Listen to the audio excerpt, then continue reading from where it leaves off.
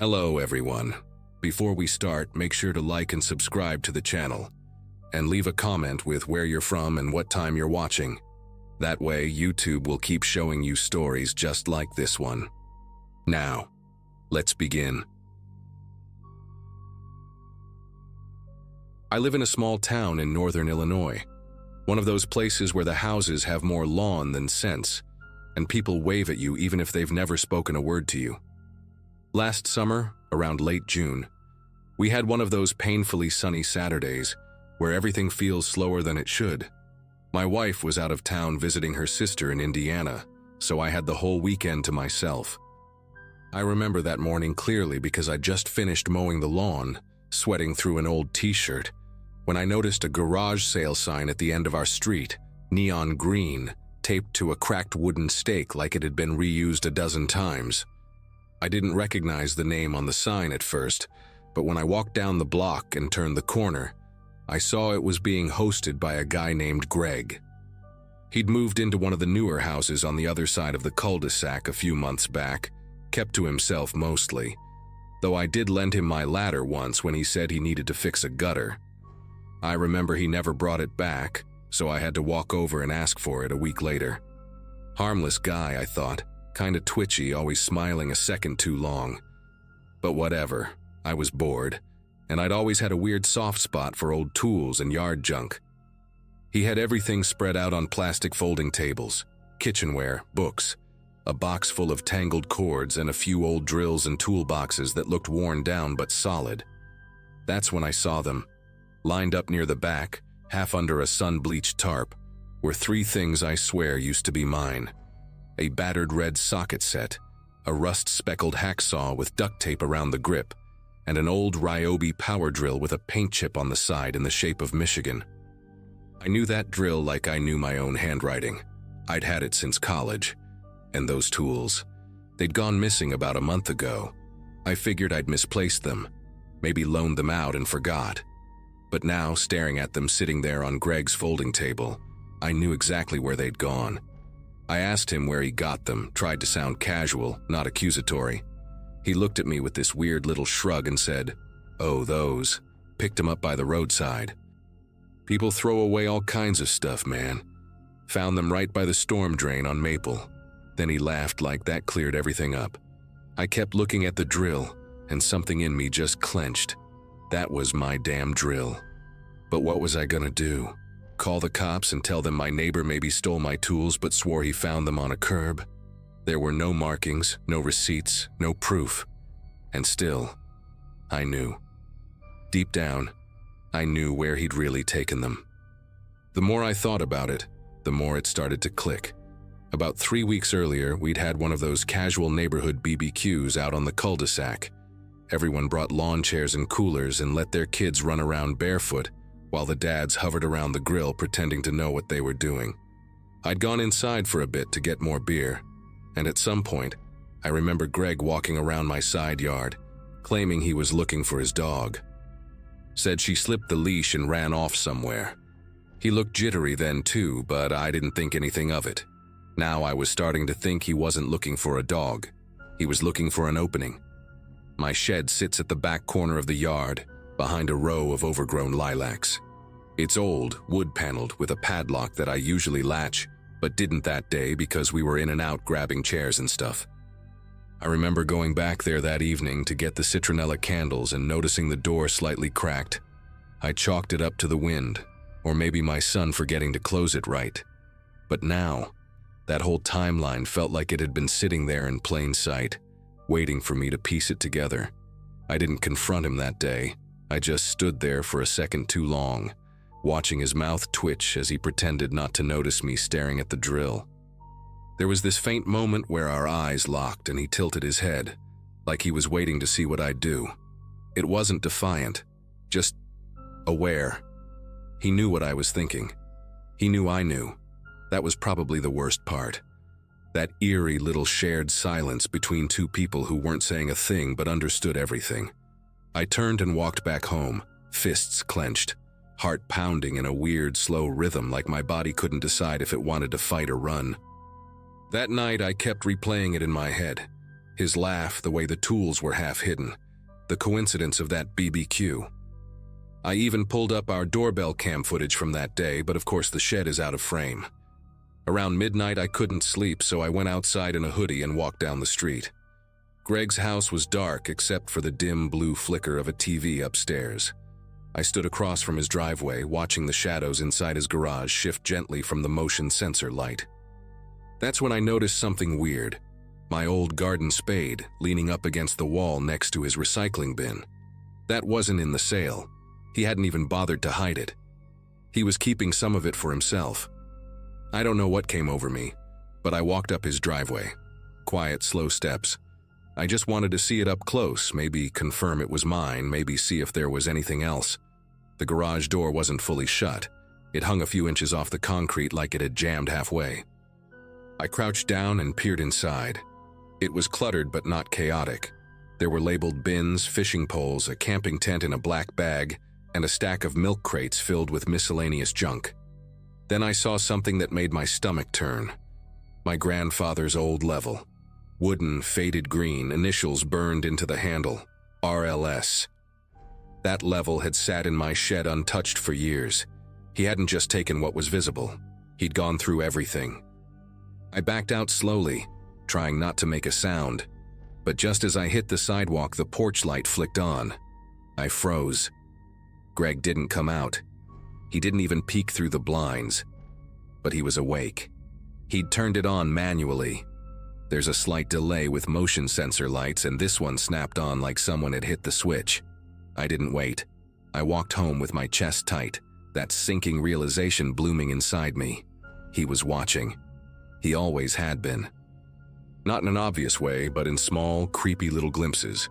Showing up in odd places, waving a little too enthusiastically from across the street, asking weirdly specific questions about what I keep in the shed. I didn't sleep that night. The next morning I told my wife everything, and she believed me, mostly. But again, no proof. Nothing I could bring to the cops that wouldn't make me sound paranoid. So I did the only thing I could. I emptied the shed, took everything of value, and locked it up with a new deadbolt and motion lights around the yard. I installed 2 more cameras, one facing the back fence, and I stopped going to neighborhood events. I see Greg sometimes jogging in the morning with his headphones in, or raking leaves like some picture-perfect suburban cliché. He always waves, that same slow, too long wave. And every time he does, I feel like he's letting me know. He remembers that I know. A few weeks later, his garage sale sign started popping up again. Different color, same handwriting. I didn't go, but I saw others wandering over, carrying coffee cups and tote bags. Some even brought their kids. I wanted to scream at them to check their sheds, check their garages, their basements, but I didn't, because deep down, I think I realized something. Greg's not just stealing tools. He's collecting little pieces of people, things they won't notice right away, things that seem minor until you spot them in the wrong hands. I still don't know how many of my things are in that house, but every time I lose something now, no matter how small, I look at his windows, and sometimes I swear I see the blinds move.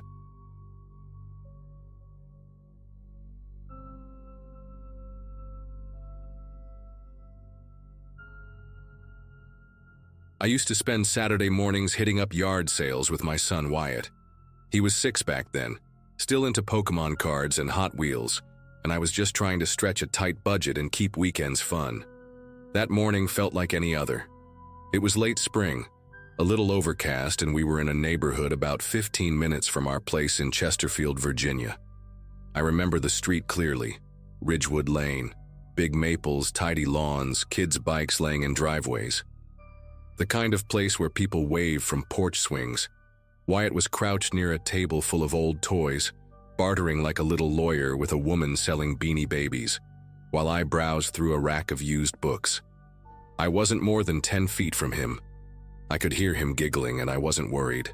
There were families everywhere, neighbors chatting, kids chasing each other with juice boxes. The kind of chaos that feels safe because it's familiar. I had my eye on an old Stephen King paperback when I noticed someone new in the mix. A woman, maybe late 30s, had crouched down beside Wyatt.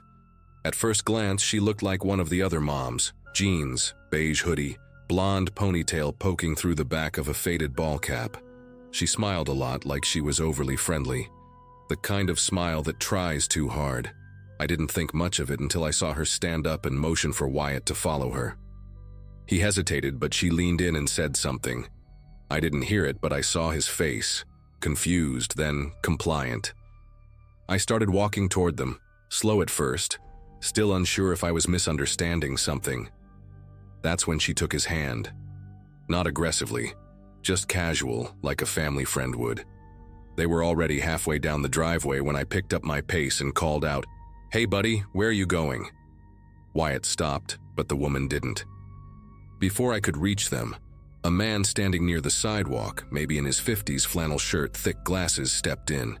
He looked at her and asked, "Did his dad say you could take him?" Loud and clear. The woman froze, eyes darting from him to me. She let go of Wyatt's hand without saying a word, turned and jogged across the lawn to a silver SUV idling down the block. I yelled out again, but the engine roared and the vehicle peeled off so fast it barely missed a parked truck. Wyatt looked up at me with this blank, nervous stare, like he hadn't fully processed what just happened. And I suddenly felt cold, like the world had shifted a few inches sideways. People around us started catching on that something weird had just happened. The man who stopped her turned to me and asked, "You know her?" I shook my head and crouched down next to Wyatt. He was holding the little plastic bag of toys he'd bought, still clutching it tight like he didn't want to drop it. When I asked him what she said, his answer nearly knocked the breath out of me. He said, "She told me Daddy said she could walk me to the car." And the thing is, he didn't say it like he believed her. He said it like he didn't want to get in trouble for almost believing her. That broke me a little. We ended up staying there while the police were called. A couple of the neighbors tried to remember the make of the SUV. One guy swore it was a Kia Sorento. Another said maybe a Hyundai. No one caught the plate. The woman had vanished in less than 10 seconds, like she knew exactly where she was parked and exactly how fast she had to move. One woman, older, mentioned that she thought the lady looked familiar from another garage sale the weekend before, but couldn't say for sure. The entire block had that stunned silence people get when reality doesn't match what it's supposed to be.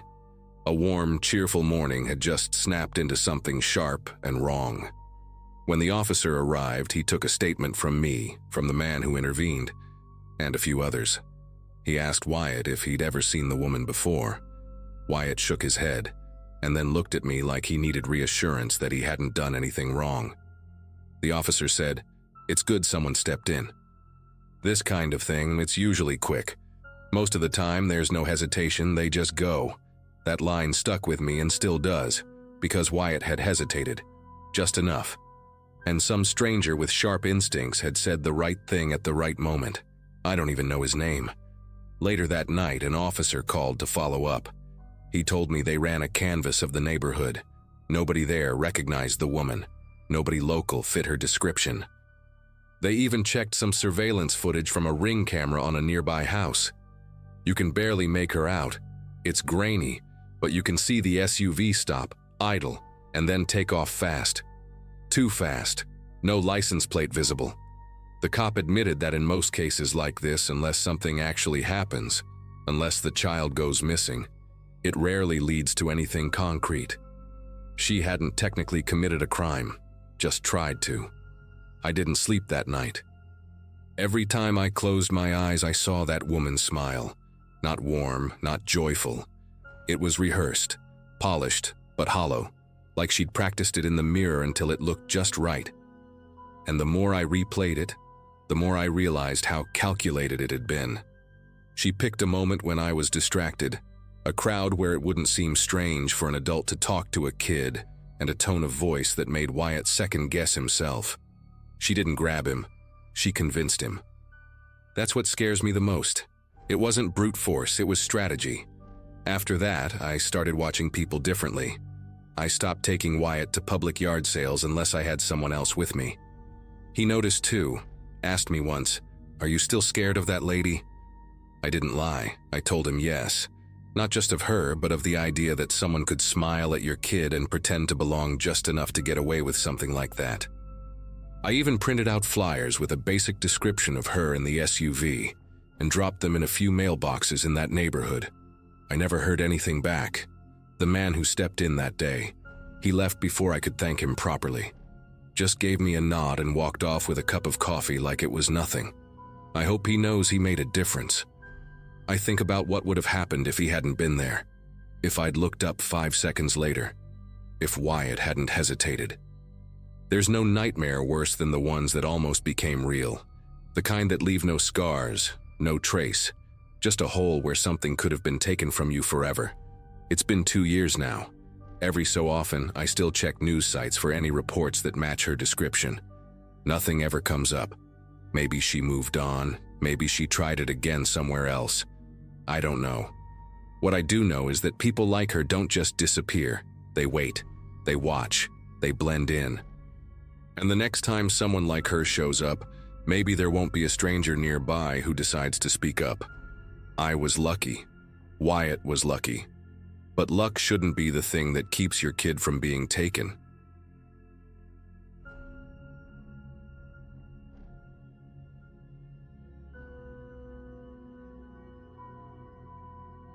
It was one of those muggy Saturdays in late June, where the sky can't make up its mind between rain and sun. I'd decided to finally clear out the garage, partly because I needed the space, and partly because my daughter Emma had been nagging me for months about getting rid of all the dad junk I'd hoarded since the 90s. So I set up a yard sale in front of my place, dragged out a couple of old folding tables, propped up my battered cooler next to a crate of vinyl records, and put a handwritten sign on the mailbox. Yard sale. Everything must go. I live in a sleepy neighborhood outside Tulsa, Oklahoma. Mostly older folks, a few families. The kind of place where everyone waves but nobody really knows your name. The first hour was slow. A retired couple wandered by to check out some fishing rods, and a woman in running shorts bought a chipped ceramic rooster for $5. Around 11:30, an old maroon sedan pulled up across the street, engine sputtering like it might just give out right there. 2 women stepped out. One was tall, maybe mid-30s, with bright orange lipstick and thick sunglasses perched high on her forehead, hair pulled back into a tight ponytail. The other was shorter, older, with a gray streak in her black hair and a habit of tapping her nails on her phone every few seconds. They looked out of place, too made up for a Saturday morning yard sale, but I figured people are weird everywhere. They crossed the street together, and the taller woman beelined straight for me, launching into questions before I could even finish my Diet Coke. She wanted to know if I had any old tools, then if I had video games, then suddenly if I'd ever heard of a certain brand of lawnmower from the 80s. She talked fast, words bouncing around from topic to topic, like she was trying to fill every bit of silence between us. I remember thinking she seemed almost rehearsed, the way she kept laughing at her own jokes and leaning in too close, like we were old friends. I only caught the other woman in my peripheral vision, moving quietly along the tables, pausing to thumb through a pile of paperbacks, and then drifting toward the side of the house. I was distracted, no way around it. The taller one had me hemmed in, pointing at an old toaster and asking about its wattage, making me dig through a box under the table for something she just had to see. I laughed and tried to keep up, not noticing until much later that her partner had slipped completely out of sight, heading around back where my patio and the sliding glass door were. It's strange how quickly your sense of security can dissolve in your own yard. When the taller woman finally decided she was all set and called out for her friend, "Janet, let's go," I looked up to see the older woman coming back around the side of the house, empty-handed and unhurried, like she'd just been admiring the flower beds. They made some small talk, thanked me for my time, and got into their sedan, which sputtered to life before puttering off down the street. I didn't think much of it right then. I just felt relieved that the weird sales pitch was over, and that I hadn't let them haggle me down on the records. It wasn't until I started gathering things to take back inside sometime after noon that I realized my phone wasn't where I'd left it, on the patio table next to the back door. My laptop, which I'd been using that morning to play music through a tinny Bluetooth speaker, was also missing. The back door was open wider than I remembered, the kind of detail you only notice once you're standing there, cursing under your breath.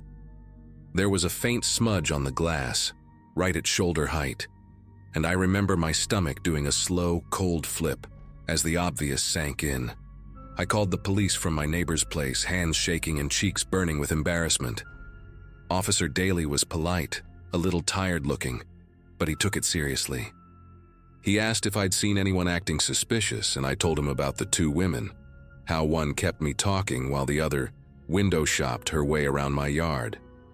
Daly asked if I'd noticed their license plate, but all I could remember was the faded Oklahoma State University sticker peeling off the sedan's bumper. They took a quick look around, jotted some notes, and told me they'd check if any of the neighbors had cameras pointed toward the street. That afternoon felt like it stretched on forever. Every time I thought about those women, I replayed the conversation in my head, trying to spot the moment I should have realized what was happening. I kept remembering the older woman's shoes, pristine white, totally out of place on our dusty sidewalks. She'd barely said a word to me. I don't know why that detail sticks, but it does, like the sound of her nails tapping her phone, almost in rhythm with my pulse while I waited for the cops to call back. The police showed up again later that evening, this time with a younger officer named Brooks who carried a small tablet and wore sunglasses even as dusk settled in. Brooks explained that a neighbor's security camera across the street had captured just enough of the sidewalk to catch the women walking back to their car, each carrying something under their arm. The video wasn't crystal clear, but it was enough to see that one of them had my blue laptop sleeve tucked up against her chest. When I saw that little detail, something sour rose in my throat. I never thought I'd feel so exposed by something as simple as having my back door open for a breeze. Brooks asked if I wanted to come down to the station to look through some still images. "They've hit other neighborhoods," he said, almost apologetic. "Their plates trace back to a rental out of Kansas." Hearing that made the whole thing feel even more surreal, like I'd just been another name on a list, some routine stop in a much bigger string of low-stakes crimes. I remember how Brooks kept checking his watch as he talked, and how Officer Daly lingered in the background, looking over my shoulder at the grainy footage on the tablet. Even now, I can still picture the moment the car door slammed, the way the brake lights flickered as they pulled away. That night, I barely slept. Every sound from the backyard made me jump. The usual comfort of my house, the faint hum of the fridge, the creak of the old floorboard near the stairs, felt different, like the whole place had been quietly shifted when I wasn't looking. I kept seeing flashes of orange lipstick and spotless white sneakers every time I closed my eyes, as if my mind was running the footage on a loop, daring me to spot some clue I'd missed. I thought about calling Emma, but I couldn't bring myself to admit how easily I'd been played. In the days that followed, it was the little things that bothered me most. The way the back door still stuck when I tried to close it, or how quiet the house felt without music from my laptop. I changed my passwords, put new locks on the doors, even added a camera above the porch, things I never imagined I'd do in this neighborhood. But the worst part wasn't losing my stuff. It was realizing how ordinary the whole thing had been. They didn't threaten me. They didn't even hurry. It was just a well-practiced trick, and I happened to be the next target. I kept replaying that day in my mind, searching for anything I could have done differently. Should I have noticed how the taller woman never looked at the tables, only at me? Should I have called out when I saw the other one drifting past the fence? It's easy to be wise in hindsight, but at the time it all felt harmless, almost routine. I started warning my neighbors, knocking on a few doors to let them know what had happened. Most of them just shook their heads. A couple laughed it off. "Guess it's yard sale season, huh?" But I could tell it unsettled them too. Nobody wants to think someone can just walk into your home like that and slip away with your things. A week later, Officer Daly called to tell me the car had turned up at a motel 2 counties over, but the women were long gone. Apparently, this wasn't their first time. There were similar reports from neighborhoods as far away as Texas and Arkansas. Always 2 women, always a distraction and a quick grab through an open door or window. Daly said the odds of getting my laptop or phone back were pretty slim, but at least now there was a pattern, and maybe someone would recognize them. It wasn't much of a comfort, but it was something. Life eventually settled back into its usual rhythm, but it took a while for me to shake the feeling that someone might be watching, waiting for another opportunity. I caught myself double-checking every window before bed, locking the garage even if I was just going to be inside for a few minutes. Emma stopped by with a new mug and a fresh pack of batteries for the doorbell camera, telling me to trust, but verify. There's a weird kind of peace that comes with knowing you've done everything you can, even if it's not foolproof. Looking back, I still get that sinking feeling when I think about how easily it all happened. I guess that's why I'm sharing this here. If you're reading this and planning a yard sale, watch the doors, trust your gut, and don't let anyone distract you from what's happening on your own property. You never think you'll be the next story until you are.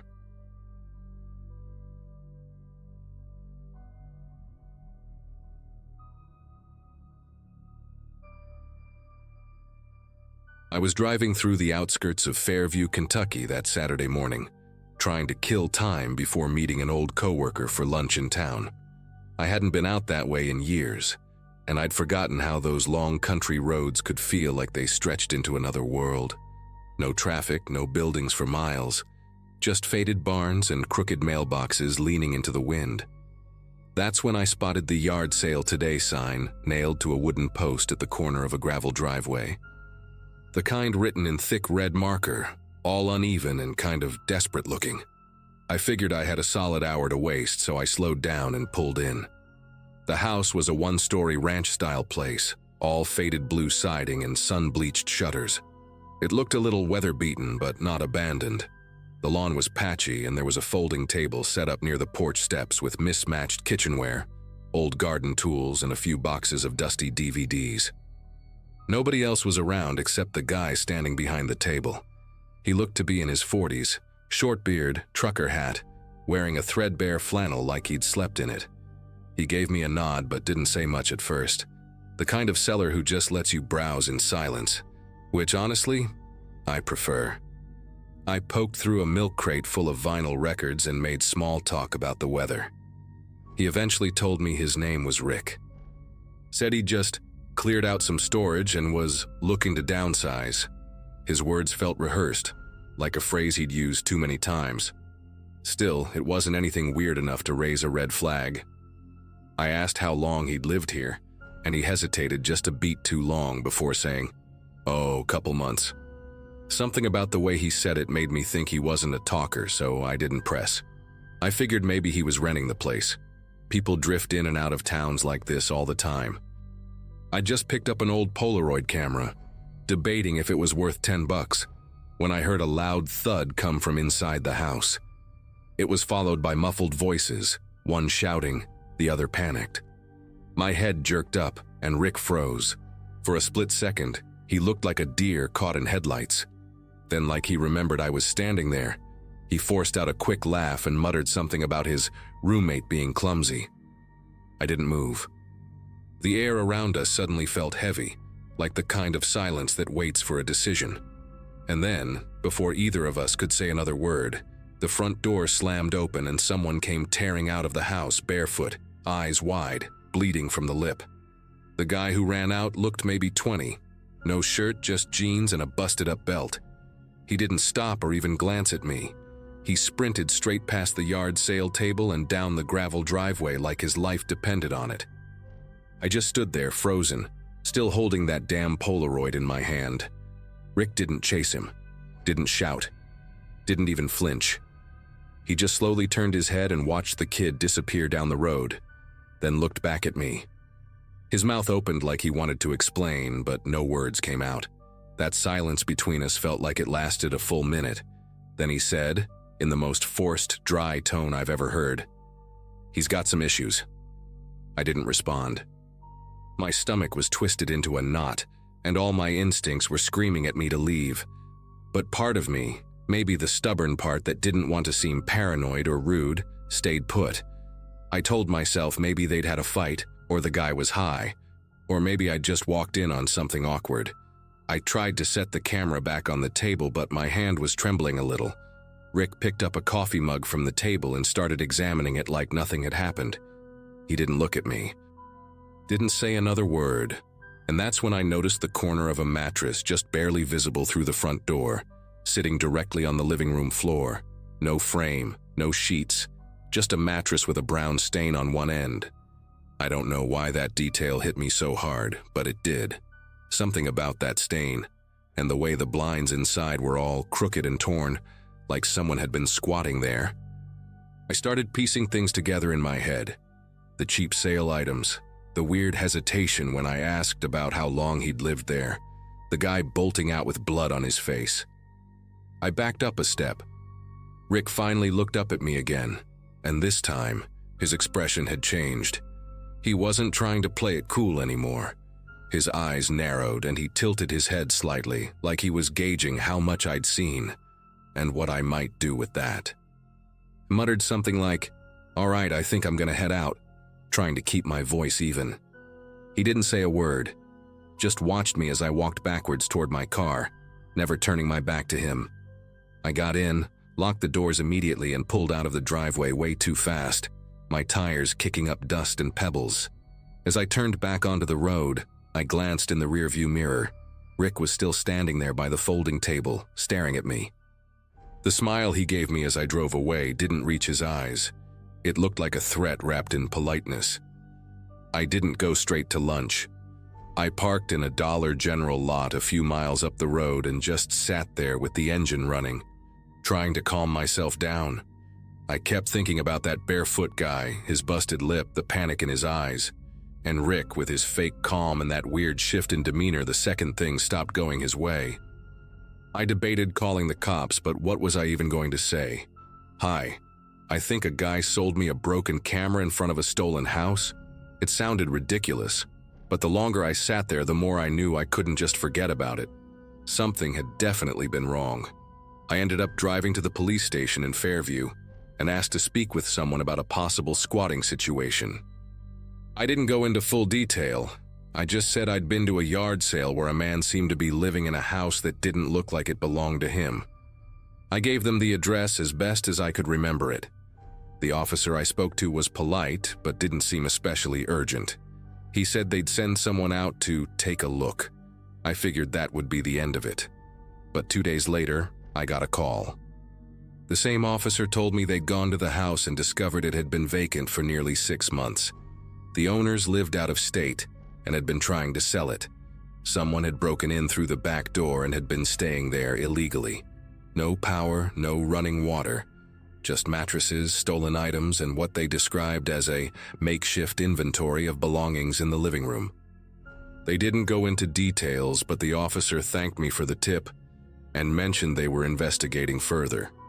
When I asked if the man had been arrested, he hesitated and said, "He was gone by the time we got there." I don't know what happened to the barefoot guy. I don't know if Rick even was his real name. But the more I think about it, the more I realize how easily that day could have gone sideways. I walked straight into someone else's mess. Someone who clearly had something to hide, maybe worse.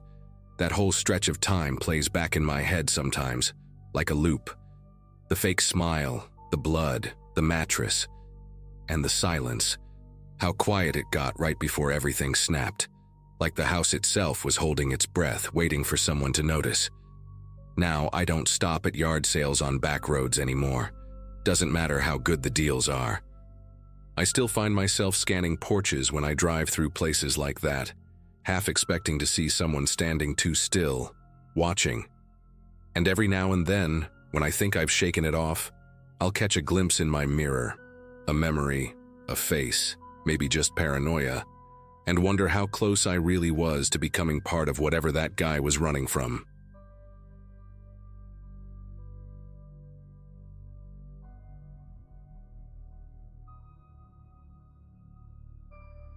It was a hot Saturday in early July, and I was helping my aunt run a yard sale in front of her place on Cherrywood Drive.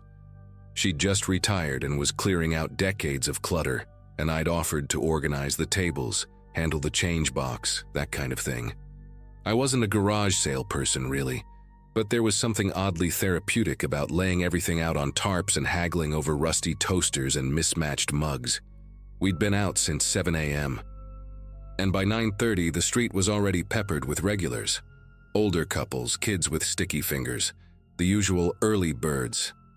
That's when I noticed a man standing across the street, not shopping, just watching. He looked like he'd just stepped out of a moving truck, jeans with paint smudges, a loose black tee, work gloves stuffed in his back pocket. Mid to late 30s, maybe. He had this high and tight haircut, almost military style, and the kind of posture that made you think he was used to lifting heavy stuff. Eventually, he walked over, hands in his pockets, and smiled in this overly casual way. "You've got some good stuff out here," he said, then added, "Actually, I'm moving out this week. Got a garage full of things I'm not taking. Thought maybe you'd want a few to sell. I can drop them off." It wasn't that strange of an offer. People sometimes donated items mid-sale, but there was a tension in the way he said it, a little too rehearsed. I told him my aunt was mostly trying to get rid of her own stuff, not add more, but he grinned and said, "No pressure, just figured I'd offer. If you've got 10 minutes, I could use a hand loading a couple boxes." He glanced over his shoulder, then added, "I'm just on Danner Street, 2 blocks up." Before I could respond, he popped open his backpack and showed me a few things. A signed baseball in a clear case, an old Polaroid camera, a couple of sealed video games still in shrink wrap. "Not junk," he said. "Promise." I don't know why I agreed. Maybe it was the way he showed me those items first, like he was proving himself. Maybe I didn't want to seem rude or paranoid. Either way, I asked my aunt if I could take a quick break, and she nodded without really looking. His car was parked just around the corner, a silver Nissan Rogue with the back seats folded down. Clean. No clutter, no weird smells, no red flags. I kept checking my phone as we drove, partly out of habit, partly for peace of mind. We turned onto Danner and pulled into the driveway of a white single-story rental with an overgrown lawn and a crooked mailbox leaning toward the street. He unlocked the front door with a key that stuck a little, then held it open for me, gesturing toward the living room. The air inside was stale, dry, like no one had opened a window in weeks. There were boxes stacked neatly by the hallway, all labeled in Sharpie. Books, kitchen DVDs. He waved toward them and said, "Those 3, just need to get them in the car." I bent down, grabbed the first one, and nearly fell backward. It was light, too light. I picked up the second box and shook it a little. Empty. Not just light. Actually empty. My pulse kicked up, but I tried to play it cool. "These aren't packed yet," I said, standing upright. He didn't answer right away. He just smiled like I'd told a joke he didn't quite get. Then he stepped past me and shut the door behind us with this soft click. I didn't hear the lock at first, but I saw the motion of his hand turning it. That sound, metal sliding into place, snapped me out of whatever daze I was in. I asked, "Why are the boxes empty?" more firmly this time. He shrugged and his expression changed.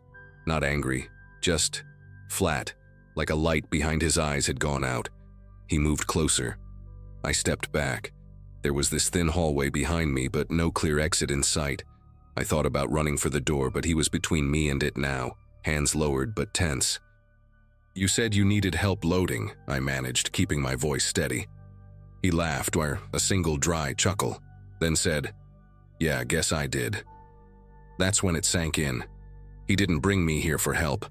The boxes were bait. The collectibles were bait. There was never any plan to donate anything. I scanned the room for a weapon, anything, a chair, a lamp, even a pen. That's when I saw the ceramic lamp on a small table by the window. It was ugly, thick base, big shade, heavy enough. I didn't wait.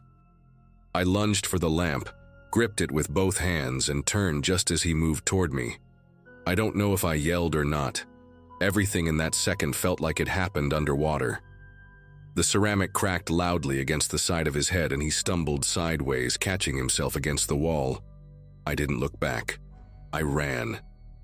Fumbled with the lock for what felt like hours before it clicked open, and I was outside, sprinting barefoot down the driveway. I'd kicked off my sandals earlier, and didn't even realize until the hot pavement burned into my soles. I didn't stop until I reached a neighbor's front lawn, banging on their door and yelling for help. An older woman answered, confused, and I told her to call the police. I gave them the address, as best I could remember it, and they arrived 10 minutes later. I expected them to cuff the guy, drag him out, maybe even ask me to ID him. But when we got back to the house, it was empty. The door was unlocked. No boxes, no lamp, no man. Nothing but dust and silence. And then one of the officers said something I'll never forget. "This property's been vacant since early June. No one's supposed to be here." I just stood there on the porch, staring past the officer into the living room I had just escaped from. It was the same house, same crooked blinds, same wall stain near the hallway, but it looked abandoned, not freshly, like it had been ignored for weeks. There were no boxes now, no smell of closed-up air, no busted lamp on the floor. The officer kept asking me if I was sure this was the house, and I kept nodding. He even showed me the property record on his phone. The last tenant had moved out a month earlier. The place was in limbo, waiting to be cleaned and listed. No one was supposed to have keys. They took my statement, wrote everything down, even had me walk through what happened again and again. I gave them every detail I could remember: his haircut, his voice, the signed baseball. I knew they didn't think I was making it up, but I could see it in their eyes. None of it made sense. No one matching his description was seen in the area that day. There were no fingerprints. No neighbors had noticed anyone coming or going from that house in weeks. When I asked about security footage on the street, they told me only one nearby home had a working door cam, and it hadn't picked up anything. Just me walking up the driveway alone, then sprinting away 6 minutes later barefoot and panicked. I started having trouble sleeping after that. Every night I'd hear that click of the lock in my head again. I started checking my own doors 3-4 times before bed. I even started carrying pepper spray, which I'd never done before. And I haven't helped anyone move since. Not friends, not family, definitely not strangers. I think what rattled me the most wasn't what happened inside the house. It was everything after. How clean it all vanished. No evidence, no trace, like he knew exactly what he was doing. Like he'd done it before. Or worse, like he was planning to do it again. Weeks later, I drove past that house again on a whim. There was a for rent sign staked in the front yard now, and the lawn had been trimmed. The windows looked different, newer blinds, fresh paint around the frames. I didn't stop the car, I just kept driving. But I noticed something as I turned the corner at the end of the street. Parked halfway down the block, facing the other way, was a silver Nissan Rogue. No dents, no plates, just sitting there, clean and still. I didn't slow down. I didn't look twice. I haven't been back to Cherrywood Drive since.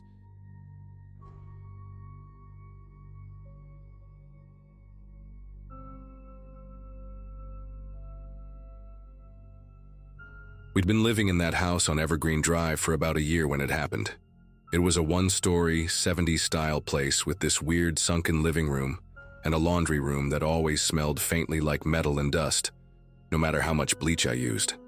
My husband, Pete, and I had finally decided to clear out the clutter from the garage. Boxes we hadn't touched since we moved from Michigan, and we figured a Saturday garage sale was the way to go. It ended up being way busier than we expected. I don't know if it was the neighborhood Facebook post or the handmade signs we stapled to every pole in a 3-mile radius, but cars were parked all up and down the street like it was a block party.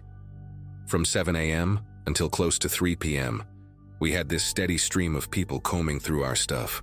Old tools, vintage mugs, a busted toaster someone still bought for $2.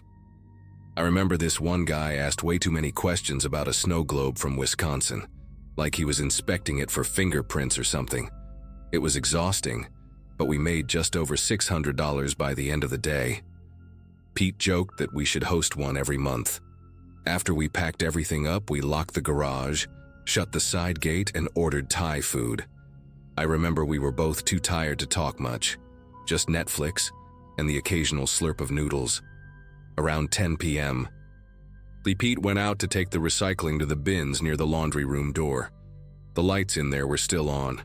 I must have forgotten to turn them off after tossing in some rags used during cleanup. I heard the laundry door click open and then this short pause. Not long, just a beat. Then he called out to me, real calm but flat, like he didn't want to scare me or himself. "Babe, can you come here for a second?" I remember how carefully he said it.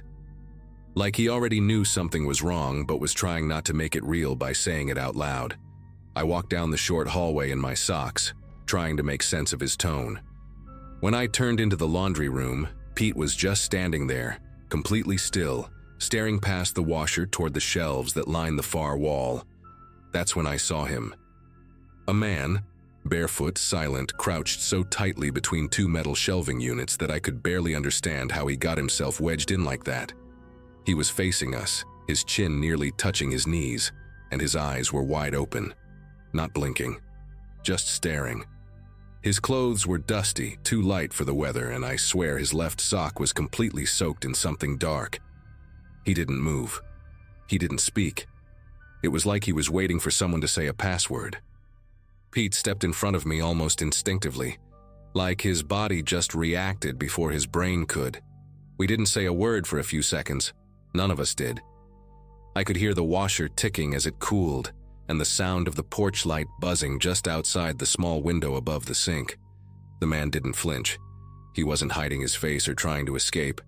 He wasn't even trembling. I remember that weird, almost unbearable stillness in the room. Like the second you see a wild animal too close and you know that any sudden movement could make something awful happen. But the thing is, he didn't seem scared of us. If anything, it was the other way around. Pete asked him quietly, "Hey, do you need help?" No response. "Did you get locked in here or something?" Still nothing. Not even a shift in posture.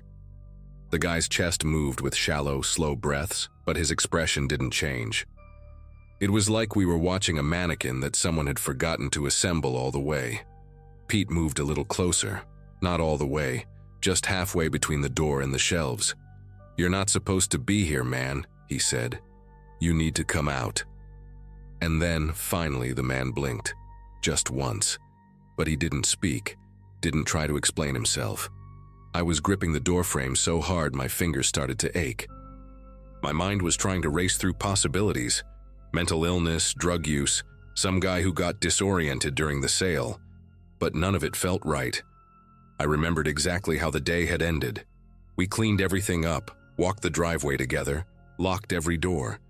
There was no moment where someone could have just slipped in without being noticed. And besides, who hides barefoot in a laundry room for nearly 7 hours without making a single sound? There weren't any food wrappers, no water bottles, nothing around him except a fallen rag and a can of Lysol. Pete didn't want to escalate it, so he asked me to grab his phone.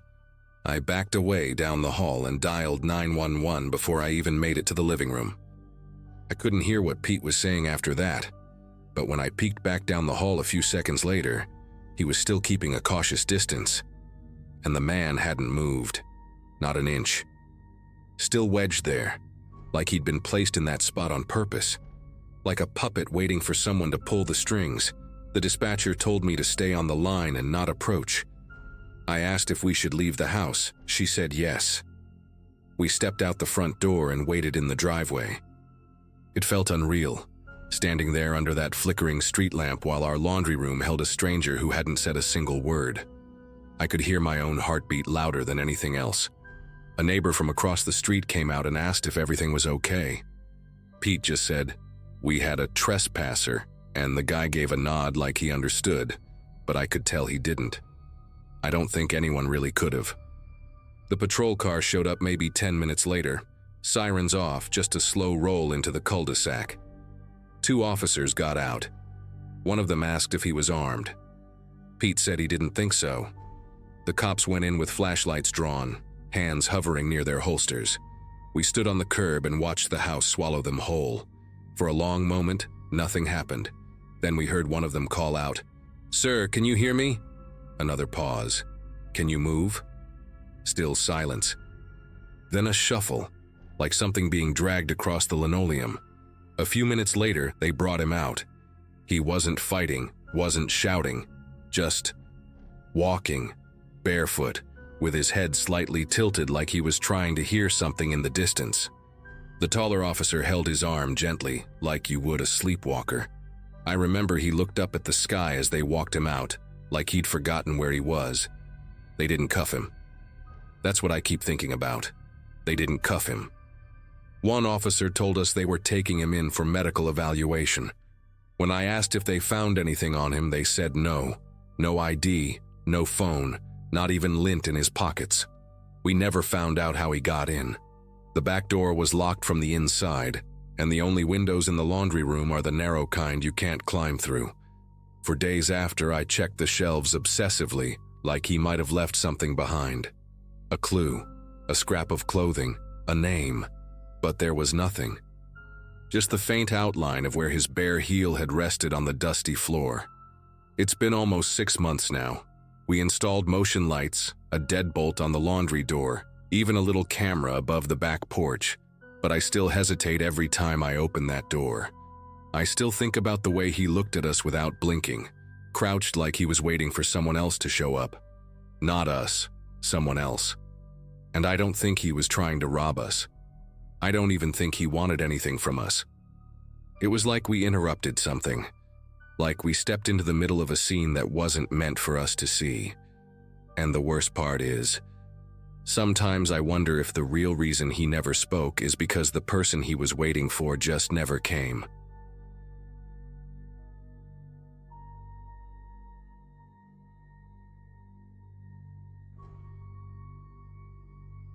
If you'd told me a year ago that hosting a garage sale could end up being the creepiest day of my life, I'd have laughed. But that Saturday in late May still sticks with me. I live in a quiet neighborhood on the edge of Indianapolis, in an old split-level ranch that belonged to my mom before she downsized. The kind of place where people wave from their porches and nothing dramatic ever happens. I'd just gotten through a messy divorce, and the garage sale was my way of clearing out everything that reminded me of my ex. Wedding gifts, odd furniture, a few power tools I never learned how to use. My friends Megan and Laura came over to help, and we made a whole event out of it, blasting 90s playlists and drinking way too much lemonade. By noon, the front yard looked like a pop-up thrift shop. Kids on bikes circled the driveway, and there was a steady flow of neighbors and strangers, some chatting, some just silently picking through boxes. I kept my own purse, a tan Coach knockoff, with a weird little pine cone keychain my son made in 2nd grade, tucked right behind the folding table where I was handling the money. I didn't think twice about it. Megan kept an eye on the cash box, Laura fielded questions about prices, and I floated between the two, answering questions about kitchen gadgets and trying not to get sunburned. Things got hectic right after 1 o'clock. Out of nowhere, a small crowd formed around the table, all talking at once about a set of Pyrex dishes and a dusty lamp that looked like it belonged in a motel. In the chaos, I remember Laura laughing at some guy's joke about the lamp, Megan waving at a woman she recognized from work, and this short, middle-aged man with a faded John Deere cap hovering a little too close. At some point, a gust of wind knocked over a cardboard sign, and everyone scrambled to pick it up. That's when I lost track of the purse. But in the middle of all that, it didn't even cross my mind to check for it. By late afternoon, when the last neighbor wandered off with an old blender, I realized my purse was gone. I felt this hot jolt of annoyance, thinking I must have shoved it under a box or left it inside by mistake. Megan and Laura helped me tear the place apart, checking behind every crate and underneath the card table, but it was just gone. All I could do was sit down on the porch steps, trying to convince myself I'd just misplaced it, even though deep down I knew someone must have grabbed it during the busiest part of the day. That evening, after Megan and Laura left, I started the dull task of canceling my cards and changing passwords. My phone had been in my back pocket all day, but losing my purse was still a huge headache. There were small things in there that no bank could replace. A photo strip of me and my son making silly faces at the state fair, the only lipstick shade that makes me look awake, and my mom's old pharmacy discount card, brittle with age. I was tired, irritated, and honestly embarrassed that I'd let something so personal get swiped right out from under my nose. After double-checking every closet and drawer, I finally slumped on the couch with my laptop, just hoping for some distraction. Scrolling mindlessly through Facebook Marketplace, I was half looking for a cheap bookshelf when something snagged my attention. A listing had popped up less than an hour ago. Tan handbag, gently used, with a blurry photo taken in someone's dim hallway. My eyes locked onto the pine cone keychain hanging from the zipper, unmistakable even in the crappy picture. At first, I thought it had to be some wild coincidence. Maybe there were dozens of purses like mine floating around the city. But the knot in my stomach tightened when I realized the seller's profile picture was just a blurry photo of a dog, no name, and almost no other activity. The more I stared at the listing, the more certain I became. That was my purse.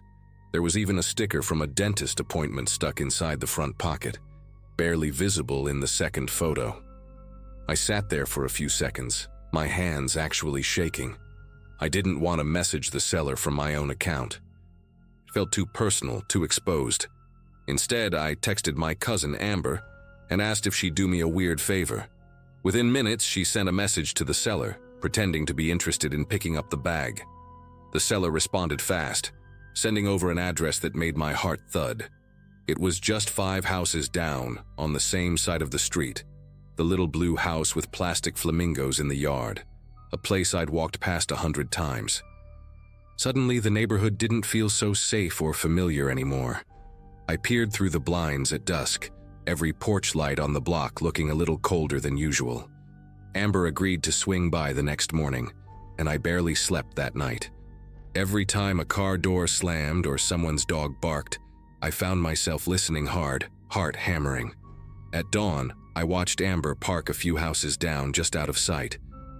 She walked up to the blue house like she belonged there, phone in hand, ready to record if things got weird. I waited by my window, palms sweating, hoping nobody would recognize her as my cousin. A heavy-set woman in a faded cardigan answered the door. She looked older than I expected, with gray hair pulled into a lopsided bun, and a way of squinting at Amber like she was trying to see through a fog. Amber made small talk, complimented the garden flamingos, and handed over the cash. The woman barely said a word. The whole thing took less than 2 minutes. As Amber walked back toward her car, she glanced at the purse, then shot me a text. "Got it. This is definitely yours." I felt a mix of relief and creeping unease. When I opened the bag back at my place, everything was still there, except for the cash and one of the photos. The pinecone keychain was twisted tight, like someone had fidgeted with it for hours. The smell was different too, a weird sharp scent I couldn't place. Later that afternoon, I decided to walk past the blue house, just to see if anyone was watching. The flamingos were still there, but the curtains were drawn tight in every window, even though it was a bright sunny day. I slowed down when I reached their mailbox, pretending to tie my shoe. But I didn't see or hear anyone inside. The woman never looked out, never acknowledged me or anyone else on the street. The whole block felt quieter than usual, like everyone was waiting for something to happen. I never saw the woman again. A couple of weeks later, a moving truck showed up in front of the blue house, and by the end of the day, the place was empty except for a broken lawn chair and one sad flamingo lying on its side.